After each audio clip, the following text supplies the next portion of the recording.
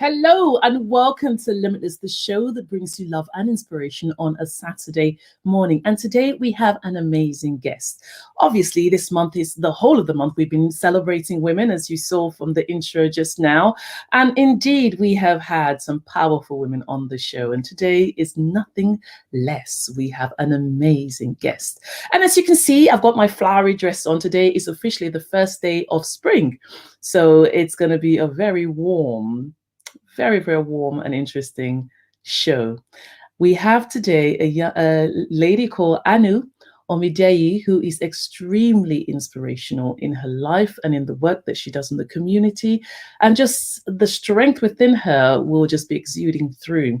So before we actually get her on the screen, I want you to sit back and relax and just listen to a little bit of her vibe. She will be singing and performing a song right now called A Dance in the Rain. Enjoy.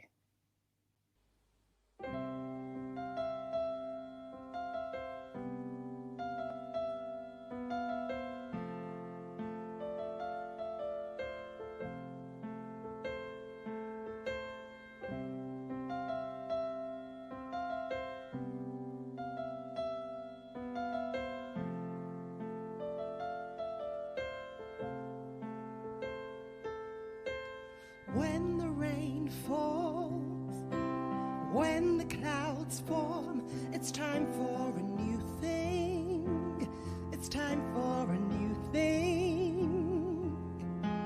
When the sun sets, when the night calls, it's time for a new day. It's time for a new day. What has died must come to life. What's been sown must break through ground. The time is now to come alive. Send your showers, we will rise. I'm gonna dance in the rain. I'm gonna dance through the pain. He will remove my shame as I dance in the rain. I'm gonna dance in the rain. I'm gonna dance through the pain. He will remove my shame as I dance in the rain.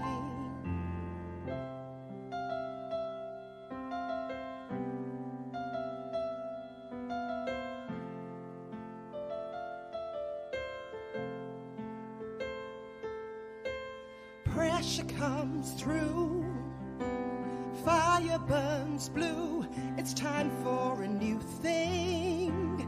It's time for a new thing. Ooh, he's making pure gold. We're coming through bold. It's time for a new day. It's time for a new way. What has died must come to life. What's been sown must break through ground. The time is now to come alive. Send your showers, we will rise. I'm gonna dance in the rain. I'm gonna dance through the pain. He will remove my shame as I dance in the rain. I'm gonna dance in the rain. I'm gonna dance through the pain. He will remove my shame as I dance in the rain. The time is now to come alive. Send your showers, we will rise. The time is now to come alive. Send your showers, we will rise. The time is now to come alive. Send your showers, dance in the rain, through the pain. He will remove my shame as I dance in the rain. In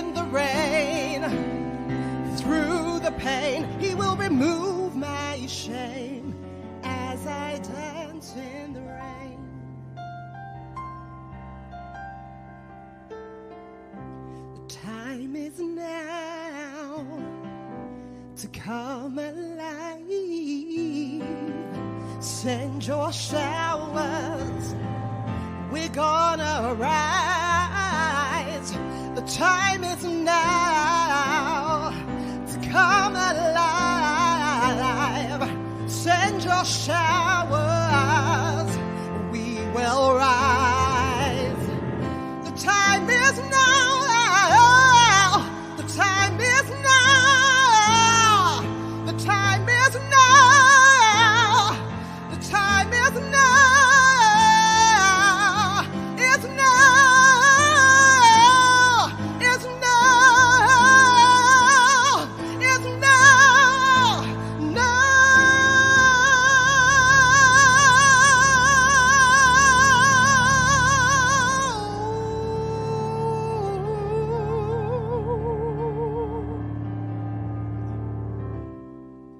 The time is now to come alive. Send your showers and we will rise.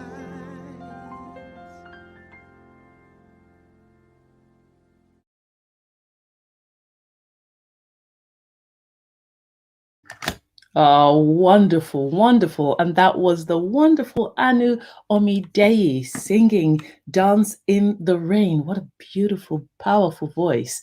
And of course, she is an award-winning choir director, singer-songwriter, worship leader, children's advocate, entrepreneur, businesswoman, public speaker, and broadcaster who has managed numerous choirs and has been associated with BBC, 10 Downing Street, Premier Radio, Kensington Palace, Royal Albert Hall, Royal Festival Hall, etc., etc., etc. Without further ado, let us introduce Anu Omideyi onto the show. Welcome, welcome, welcome. Thank you so much. What an introduction. Thank you very much. Well, we got to keep it in, in style, because of course, this is International Women's Month, and strong women more so. We're celebrating on, on this channel. So we want to just celebrate you for all the things that you've done and all the things that you are doing for other people as well. So yeah. Thank you so much. Yeah. So now there are so many things that you've done. I was going through your bio, going through your, doing a bit of research about you. You've done so much. It's amazing. The question is, before we ask any further questions, how do you manage all of that? How do you balance so many things? I mean, you worked with so many choirs, etc., etc., etc. Tell me, how do you do it? You don't do them all at the same time. That's the point. And when you get to the point where you are doing too much, you scale back, which I've had to learn. So I kind of feel like there are certain people that if you just have a gap, you will fill it. It's almost like using a jar, and then you put stones in the jar, and then you put gravel in the jar, and then you put sand in the jar, and you can just fill it up, all the gaps. And I feel like I'm that kind of person, but I'm trying not to be, so that I can be more focused, and you can achieve much more that way, and also you don't burn yourself out. Yeah. So I'm going to go to the kind of questions I usually ask at the end of the interview, which is to do with this quarantine period, only because of how busy you are and this jar filled with stones and sand. How did you cope in a months and months of just being at home? What did you do with yourself? I was busier being at home in the last 12 months than I probably was before, because I ended up doing so much production work. And one of the initiatives that I created began during lockdown. I think we'll discuss that a little later. That's the Difficult Discussions Easy Song. So that whole thing was birthed during lockdown.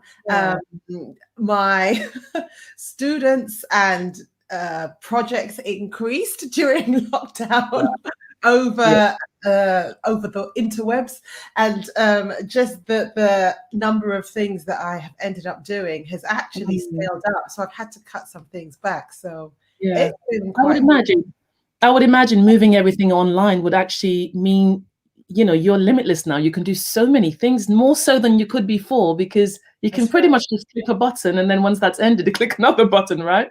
That's That's right. quite dangerous for somebody who works a lot. Yeah, so you've got to find that balance and make sure you don't overdo it, because you're absolutely right. Whereas before, if I was taking a number of choirs, I'd have to travel from choir to choir. Now I flip a button, so I'm getting so much more in the same space. So you got to be careful, but it's all good. I thank God for blessings. Awesome. Okay, now I know that you've worked so much with choirs. I've got here in front of me, the fact that you worked with, you're currently working with the Hillsborough Memorial Choir to commemorate the final celebration of the 1989 Hillsborough football stadium disaster. Can you tell us a bit about that project and how you got involved with that? Yeah, so I was asked to compile, really, to audition, compile, train, and then work with a community choir, essentially based up in Anfield and Liverpool, and those surrounding areas, but also other places, but with people that are connected in some way or another, either to the area or to the actual Hillsborough disaster. So it's been commissioned at highest level, by the chair of the Hillsborough Memorial project. And so you have the choir members who are local to the area, but also some whose family, friends, parents, etc., were actually there on the day. So it can be extremely emotional. Yeah, the connection. But we spent the last 7-8 months talking, singing, training, getting together a group of songs for an EP that was due to be released in April with the final commemoration service. But of course, because of the pandemic, that has had to be delayed. But the production work continues. And so sometime later on this year, we will be releasing the EP and finally celebrating that final commemoration. Yeah, so these are all ordinary people, local people. Ordinary local people that have come together, that we've gotten to know each other. Some of them are saying, on a Tuesday evening when we do this is the time where I really come alive, where I get to see other people. Some of them during lockdown have been alone. So that sense of community and camaraderie, online, singing together, and so on and so forth, has provided not only them with lots of community and hope, but me too. So it's been a really fun project. Oh, that's absolutely amazing. Choir is such a fantastic place to really vibe off other people and actually grow as a musician, isn't it? An ordinary person doing extraordinary things. Oh my goodness. What a platform to set for people to grow and develop. Amazing. Now, you weren't always in music, of course. So did you always grow up in music? I did, but not to the extent that I am now. So I've been singing from the age of about 6, 7. I mean, on stages. I look at that now. How I know, it just seems bizarre, but anyway, it happened. So I have grown up around music my entire life, but that wasn't what I did for a living for very many years. It's amazing actually, because at that kind of age, you ask a 7-year-old to go up on the stage and sing, and some will contemplate why and end up not doing it. And some would just go and then think about, did I do that? Like in your case, now you're thinking 7, a ridiculously young age, but I did it anyway. And that's wonderful. It's just wonderful that you just did it. You know what I mean? And you didn't because imagine if you spent too much time debating, should I not, getting all nervous, you wouldn't have that you know what I mean? You wouldn't have that achievement at such a young age. And it sets you up as a character that's resilient, really. I think so. I think at that age, you're absolutely right. You either want it, and I know this because I work with children as well. So you either really want it. So you get the kids that want to be on stage and they want to jump up and sing, and you get those that are just like, I can't. And you've got to encourage them and empower them.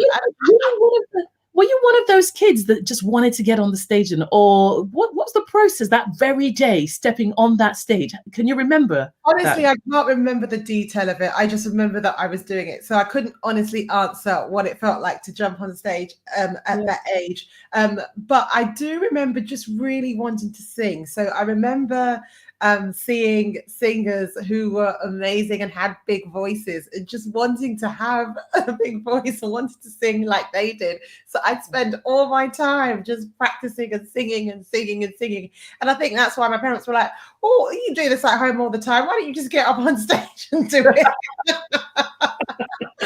so said, so done. Oh, that is absolutely awesome. So now you took on a profession as being a barrister. Yeah. And you did that for about 15 years, didn't you?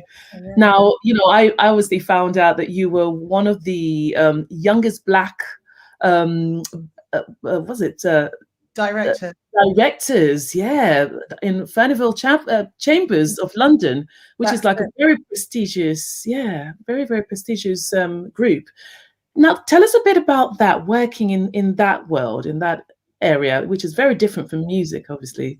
Yeah, I mean, working as a barrister is in many ways different from music, but in some ways it's quite similar because the performance values are pretty similar because being a criminal barrister, for those who are not in the UK, means that you're like a trial lawyer for those who are outside of the UK. So much of your time is spent advocating, standing on your feet, addressing judges, addressing juries, addressing members of staff and those relationships, building those and so on and so forth. So there's so much that's similar to music in terms of being able to get up and perform and to be able to address audiences and do things before audiences. But in terms of being a director on the board of directors of Furniville Chambers, honestly, I can't remember quite how that happened, but certainly it's a big set of chambers. It still continues to be a massive set of chambers, extremely well to do. I was quite privileged to be a part of it. But it just came to a point where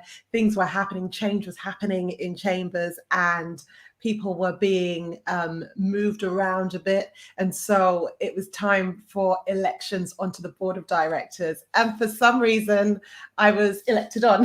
So I did end up being one of 2 women on a board full of, frankly, white men. And I was the only Black person, and I was by a country mile the youngest person on the board. So yeah, it was cool. Wow, what an achievement. Did you find that there were any issues with being a woman, any of those kind of, while you were there, that because often you find women to get into the position and then it's like you got to fight to stay, such, or fight for your corner or your voice. Did you have any of those situations? I mean, yes and no. So because we were all in independent practice and we're all barristers, I feel like if you get to the position of being a criminal barrister, especially, you're going to be of sturdy character. So you spend your whole time advocating for your clients, and what you do makes the difference between whether or not they are going to prison for a long time or not. So you get used to speaking up and making your voice heard. So in that capacity on the board of directors of barristers, who we all do that, I don't think any of us really had any difficulty with speaking up when we had to and where we wanted to. Yeah. Having said that, I do always think that there are subtle difficulties that one can face being on a board of directors. I've been on quite a few now, and I am also on a board of directors. But I think because I started quite young on another board of directors for an international organization, I kind of got used to making sure that if I felt anything was getting in the way, I really spoke up. And if you're not careful as a woman, you can just fall into being quiet. And that's not necessarily because the men around the table are shushing you, because they don't really do that on any sensible board, in my experience. But you can feel that because their voices are loud, and I'm not making any generalizations here, I'm not saying everyone's voice is loud, but the people that are used to speaking will speak. And so if you don't get to a point where you find it comfortable to speak in and amongst them, then you can just be drowned out. And I do find that without, again, wanting to generalize, that sometimes women can feel that way, or maybe people of minorities, or no minority, but just if it's in your personality to sit back, you can actually allow other people to do the talking for you. So I guess you just got to speak up. And I found that if I really wanted to drive something forward, or I thought that an issue was important, I would just have to speak up regardless of how I felt. Yeah, I think you're so right. You're so right. I was recently reading a book called, I think it's Nice Girls um, Don't Speak Up, something like that, or Stand Out. No, that's it. Nice Girls Don't Speak Up or Stand Out. An amazing book. But I read a little bit of it, and that was exactly what it was saying. That actually you need to put your foot down from the start. There's no point going halfway and then complaining that you weren't heard, or you were from the beginning. You have to. And I think it's beyond just women. I think it's everyone really, I think, especially women. Yeah. yeah, Yeah. I think Especially as you so. mentioned minority groups as well, because sometimes as a minority in an environment that, where you're just the only one, maybe sometimes you can think, oh, I might be perceived in this or that way. And sometimes that just limits you from just being yourself, isn't it? Absolutely. Do you know what? It's all about levels of comfort. That's what it's about, in Mm, my view. As you're mm. talking, that's what I feel. So wherever you're coming from, whatever your background, even if you're a white privileged male, who are always welcome, everyone's welcome. But if you are uncomfortable in an environment, you're less likely to want to speak up in it or put your head above the parapet within it. And I think it's all about getting to the point where you don't allow your discomfort to stop you from doing what needs to be done. Yes. So that's why it would apply to pretty much anybody who feels that discomfort for whatever reason. Yes, yes, very well put. Yeah, it's all about that discomfort. Definitely that. Yeah, yeah. Because you can't even think straight because you're too busy worrying about the discomfort, aren't you? That's Oh right. my goodness! I tell you what. Why don't we listen to one of your other songs? One of the songs that you worked with the Reapers Choir. Absolutely love this African choir, and it's called "The Only One." So everyone, sit back and relax and enjoy "The Only One" by the Reapers Choir.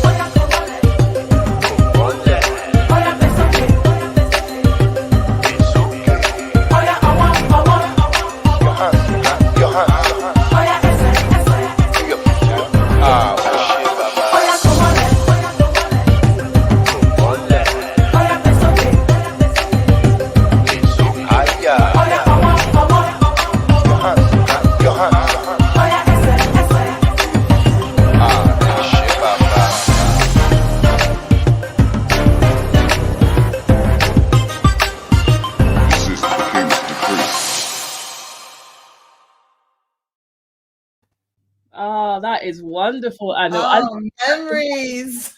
Memories. It's emotional watching that back. I love that. How old is that song? How long ago was that? Oh gosh, that's a while. That's a good. Oh, I want to say 4 or 5 years old. It's emotional. Yeah, my hair is blonde. Well, it's suited you as well. I love the beats. It actually sounds quite fresh. For 4 years ago. Hey, it Yeah, does. It still bangs. it does. For That's a good real. song. I A was good there song doing still my I bangs. was there doing my Oh, me too. I was just like, it was like I was hearing it new. Oh, that is absolutely wonderful. Now, of course, we've talked about so many things that you've done, and there are more things that we need to talk about. Yeah. But I know recently you, well, you found the courage to talk about some of the things that had gone on in your childhood, about the abuse, and which must have been a very difficult thing for you to come out with, and and even to go through. Um, what I really wanted to know was, how did you manage to get through that, even in your work life, working as a criminal barrister? Obviously, you would have been dealing with, sexual offenders as well as violent offenders and all of that. Tell us a little bit about your journey to finding this sense of freedom and liberation to just speak out. A long journey because as I was practicing as a barrister, I used to avoid sex cases. So I would say to my clerks, who are like booking agents, they're responsible for bringing the work in, and the solicitors, who I had very strong relationships with, if they Yeah. would try to offer me a sex case, most of the time I'd be like, nah, just tell my clerks don't accept sex cases for me. But okay, and by sex cases we mean any case covering any kind of sexual abuse. Yeah. So I didn't do as much of it as I could have. And this is a show about women, so I won't mind telling you that criminal barristers that are out there, or those who are wanting to become, many women sometimes can be pigeonholed into doing cases around that area. So I was very careful that I didn't want to do that. Now, my clerks and my colleagues may have thought that I just didn't want to be pigeonholed, but actually, because some of it was so sensitive.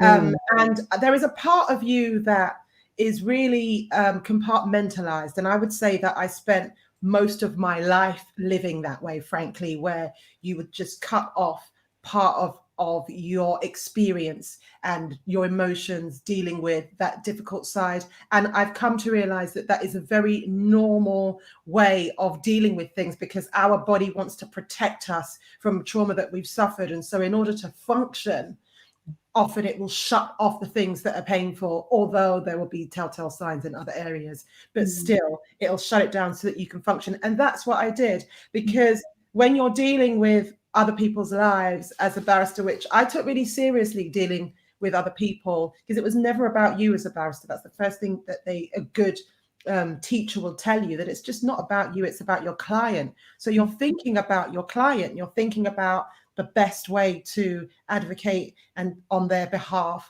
or to properly and best present their case, or the best way to advise them, which often would be to advise them to plead guilty or what have you. It's not just about defending people all the way through trial. So in all those situations, you're really thinking about your client, and so you just have to push your own emotions, your feelings, whatever's happened to you aside. But there were some cases, I've got to say, there were 1 or 2 cases. Actually, if I'm going to be completely open, it was during the process of defending some of these cases that I just couldn't avoid for various reasons, that I began to understand more about what I had been through and how I hadn't been responsible as a child. Now, the idea that you would think that you're responsible as a child just shows you how manipulative offenders and perpetrators are, right? To make you feel, and they have to do that because they're so perverted that they want to keep it quiet, because most criminals want to get away with their crimes. So part of that process is to make the victim or the survivor feel like they are responsible. And it wasn't until I'm studying the law, not at educational institutions, but actually whilst defending people, because you're always a student of the law if you're defending people, that I'm realizing more and more, well, hang on, what happened to me, was really awful, and just starting to work my way through it. And I suppose in many ways that was the beginning of my awakening to the fact that there were things that I had to deal with in a professional setting. Yeah, it's difficult, isn't it, as a child, because you don't realize sometimes that you are actually going through the abuse. So it takes sometimes you do really need a wake-up call that, hey, this is not right. You might know in yourself this is wrong. You feel wrong. You feel broken.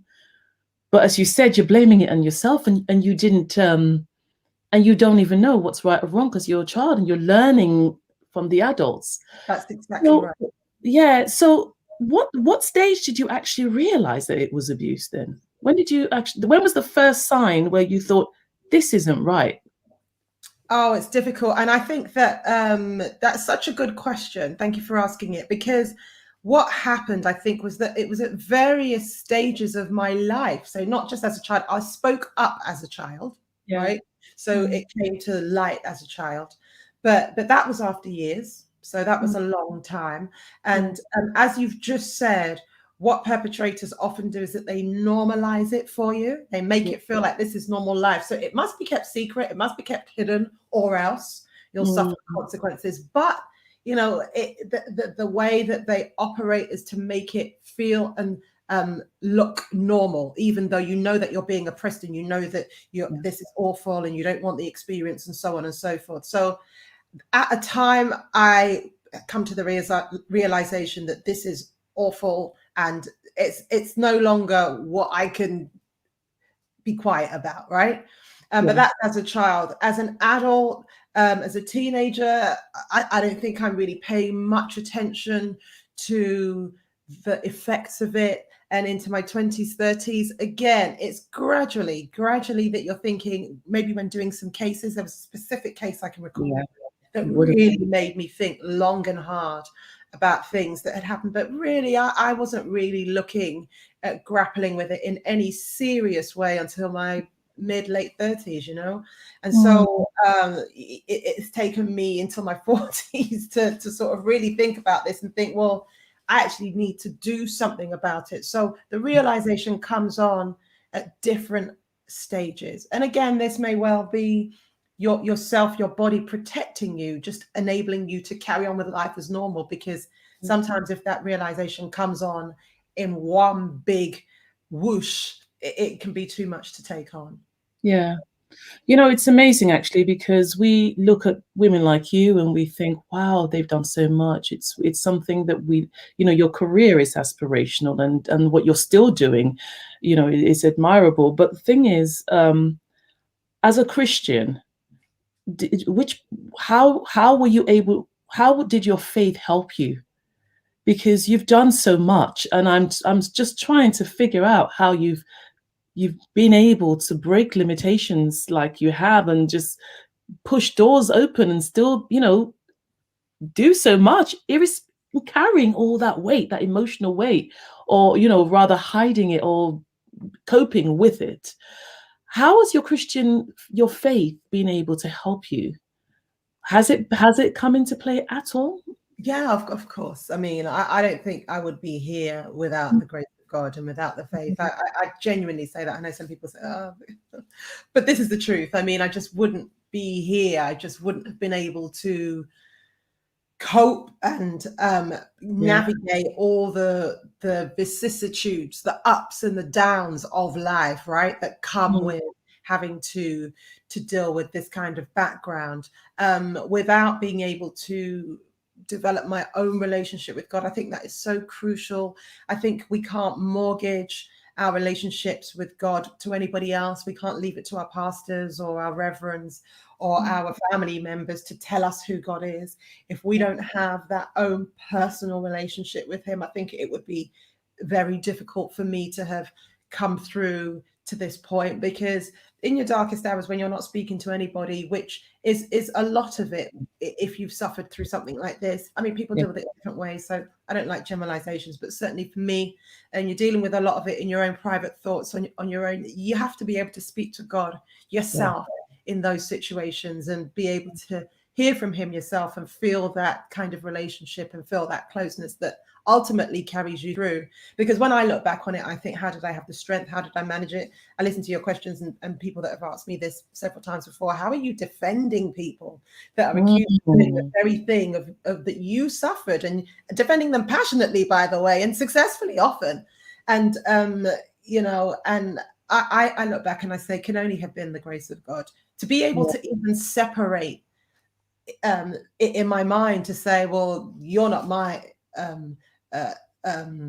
aggressor, you are somebody completely different, and I'm going to defend you passionately and willingly and fight for your cause, and not mix those two things. I look back at that and I say that couldn't have been me. That was the grace of God, for sure. Yeah.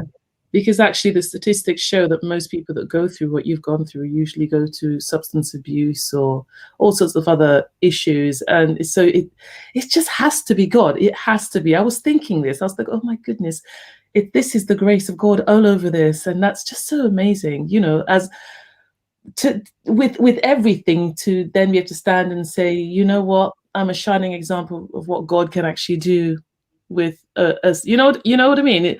From a broken situation to success. Absolutely. Do you know, the first time I heard that was in my very first therapy session, which was, I would say, mid-30s. Do you know, that's the first time I heard what you've just said, that statistics show. Because I in that session, and I speak openly about therapy because I think it's really important for people in our communities to understand that therapy can be extremely helpful when you get the right therapist. And that therapist said to me, because I spent minute 1 to minute 60 in tears, like it was the first time I was able to like fully open out to somebody, and I couldn't even get the words out. And she said to me, oh my God, I'm going to write you a sick note. And I said, sick note? I said, I'm a lawyer and I'm in the middle of a trial, and I've got defendants, and there are several other defendants in this case, a judge, a jury. There's no sick note. I'm going to court in the morning. And she said to me, oh my gosh, she said, you don't know how blessed you are, because statistics tell us, like, and lots of people that I see have A, B, C, D, E, F, G issues. And I was absolutely gobsmacked. My mouth just dropped to the floor. And I suppose that was the one glimmer of hope I took from that, you know, was that by some means, which has to be the grace of God, I was able to go on to do different things in life that aren't normally associated with what I had been through. I do, however, believe that there are many, many people that go through life being incredibly successful. I think that surviving is successful, to be honest with you. But from from a different standpoint, just being objectively successful in the way that other people will see it, I just think that a lot of people don't speak out. Yeah, they don't. Many are there. They just don't tell their stories. And sometimes that's the foundation to a lot of breakdowns. Correct. There's so many layers upon layers, and it's masked so much that sometimes it's hard to even figure out where the emotional turmoil began. But if you go right down to your youth or something, you know, it can be from small to big, but it's that tornado there that's just sitting. That tsunami is sitting there. That's right. Yeah, it's amazing how God does the perfect incision into your heart, heals it, and then turns you into a champion for others. Now, I was looking at your project that you started in the lockdown called Difficult Discussion, Easy Songs. Tell us a bit about that. Absolutely lovely concept, but I want you to be the one to talk about it. Thank you so much. And it came from what we've just been discussing. So during lockdown, obviously, we all had more time to think and to deal with things that perhaps we hadn't dealt with before. And so I started therapy again properly. And it was in and after a therapy session that I just thought to myself, gosh, if only I had had the kind of persistent intervention from adults at the time, then I wouldn't have suffered for as long or as much as I did, and maybe not at all. And this is against the background of a very loving family that I have, very responsible, very close with them, really close with my dad, really, good relationship with mom, and so on and so forth. So this is not even any kind of estranged or difficult situation. I had a great family setup. And even then, I was not able to speak to them about what was going on with me, mainly because the perpetrator, who was a close friend of the family at the time, was so close enough to be able to exert his power and influence over me to be quiet. But also because children do not know how to speak up to adults in that way unless they are consistently spoken to and taught how to. And I don't mean one conversation, I mean several over a long period of time, so that confidence grows. And so I thought, if only I could join the chorus of people that are trying to do this, but put it into a fun resource, which is musical, which is really light-hearted. The children are learning without even knowing that they're discussing a sensitive topic, because I put the lyrics into a fun kids song, and then you put lots of things around it, like karaoke material, discussion and activity plans, and things like that, which introduce scenarios, conversations that teachers can use, community leaders can use, educational teachers can use, parents and guardians can use, so that the conversation is not just one dramatic, now if anyone comes to you and says this, you can say that, but it's several conversations, because you're doing it through music, and children really latch onto music in a way that adults may not do anymore, because they're still developing and the coding is still ongoing. So if those messages are delivered again and again and again, they become a part of their being. And so if they think to themselves, well, I've heard in the song that if somebody wants to touch my private parts, I can say no, then God forbid that situation should ever arise. They've got the tools to be able to say, I don't think this is right, and to be able to speak to somebody else about it. So that's what the project is all about. It's an amazing, amazing project, Anu. And of course, the saying, knowledge is power. And that, I think that's the reason why people get insecure, because they don't know if they know enough to speak, or if they're sure that what they think they might know is the right thing. But when you hear it over and over again, it just, solidifies that sense of, this isn't right. I knew it wasn't right, didn't feel right. And now I'm hearing it here. You know what I mean? Continuously. Exactly. I mean, if you think about, I always say this, if you think about how hard it can be for adults to speak out in a situation where they're under threat in any way, just think about how difficult it is for children. Yeah. And so that's why I think this is something that we take really, really seriously, and we don't feel ashamed to speak about it, because we're empowering our children and ourselves, frankly. What do you think needs to be done with adults then? Because of course, I mean, I'm not pointing any fingers, but I really feel that a lot of adults perhaps need more education as to what is there enough out there? Because I don't know much about this area. Is there enough to educate parents so that they know what to look out for, and they're able to be ready to speak to their, allow their children to speak and give their children a voice and to cope with the complexities in that family relationship? Is there enough out there, do you think? Well, I don't know. I think there are definitely organizations that are doing their best, but this is why I wanted to do this, because it's actually for the parents and the adults, so that they can speak to their children. They can use it to have those conversations with their children, because I would find that adults, especially in some of our communities, in our African, Caribbean communities, are not as willing to have these conversations for a myriad of reasons, many of them really good reasons, but they're not enough to protect your children if you don't have those conversations. You just have to have the conversations if you want to protect your children, because the perpetrators are not worried about the things you're worried about. They just want to do it, and they will take advantage of every situation. So we have to be strong. And so that's one of the reasons why I wanted to do this. And I have found that there are organizations that work with this, like the NSPCC, who I work with, and Childline, and so on and so forth. But it's for the parents to want to access that information. And often I can find that some of us, for very good reasons, don't really want to access more mainstream information. And so I suppose it's up to those of us who want to speak out to take the information to communities that may not be forthcoming. Well done, well done. That's amazing, and I just see how what were you going to say? No, I'm Oh, I listening. just see how God is just working all over your life. That is actually a very clever way of putting very important information and really helping the community.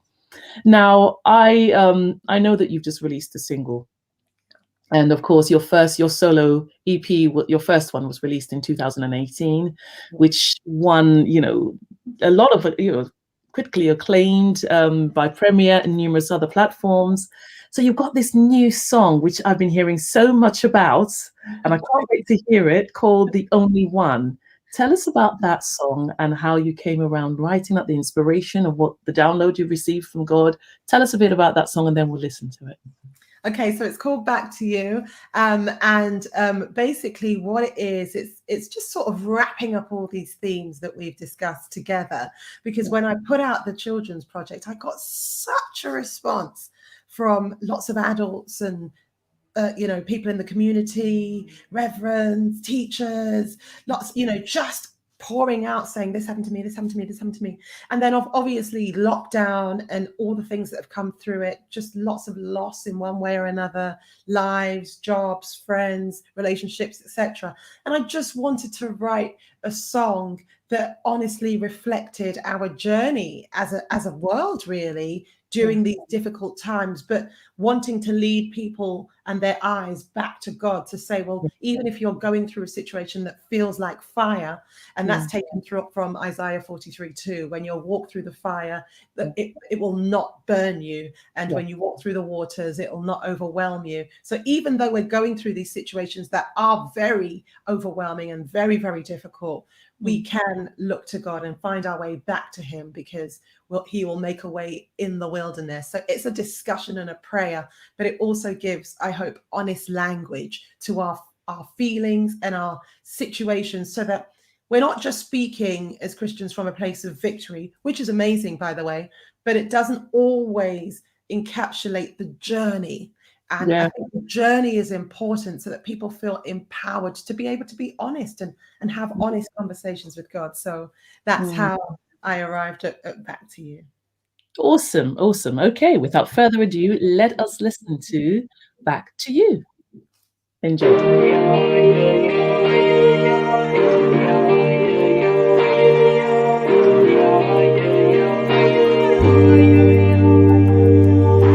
How do we endure the trauma, walking through the fire, trying not to burn in flames? Or when we're drowning in the river, falling through the water, searching for your hand to save, we call on you to see us through. Unconsumed, without a wound, make a way in the wilderness.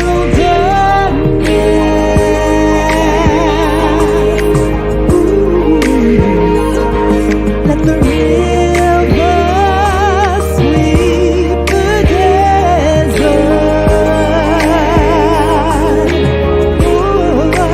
Lord, we need to make it back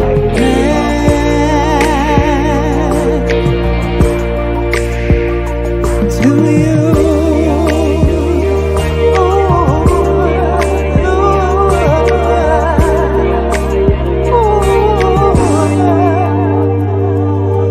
How do we fight through the questions when the declarations that we're making seem to fail? And when the hurting feels like violence and nothing seems to make sense, how do we move and prevail? We call on you to see us through. Unconsumed, without a wound. Oh, make a way in the wilderness.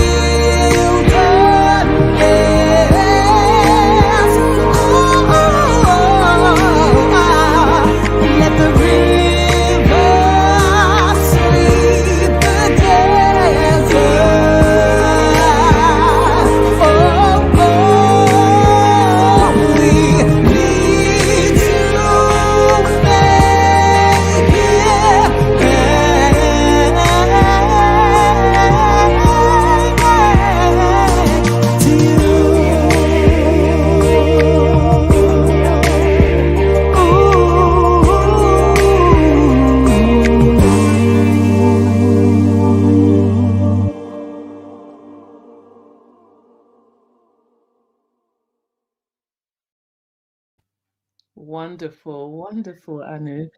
Thank you so I much. see that song as something that could even be converted in with an orchestra, you know. Oh yeah. Oh, that would be exciting. Oh wow. Thank you for putting Really. that thought in my mind. Yeah, I'm my pleasure, more than a pleasure. I really see that as an orchestral with a big choir and a big hall with lovely acoustic, and then of course your voice can really be magnified with the acoustic of the hall. That would be absolutely beautiful. I just see it.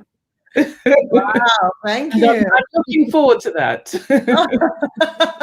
I'll be Thank very you. Thank excited you when so I much. see that day come. It's a beautiful song and it's powerful. I think, there's power in the process, isn't there? There's power in the process. I think often people look at the outcome, and that's nice. That's the evidence of the process. But the actual process itself, that's the blessing. Because in that journey, in that wilderness, you really see God, don't you? You really see the power of life. Yeah, and that's really powerful that you put it that way. And my instinctive response is there has to be, because sometimes the process can be really tough. I so know. so just understanding that there's power in the process Yeah. is an incredible way of just motivating us to move forward and to keep going and to keep pushing. So thank you for that. Oh, that's amazing. Amazing. You have been a wonderful, inspirational guest. And I just can't wait to see all the things that you're going to be putting out there, all the rest of it. You've done a lot already. So guys, go out and check out everything that she's done. Make sure that you follow her. Can you tell us how we can follow you? Give us your website for difficult discussions as well.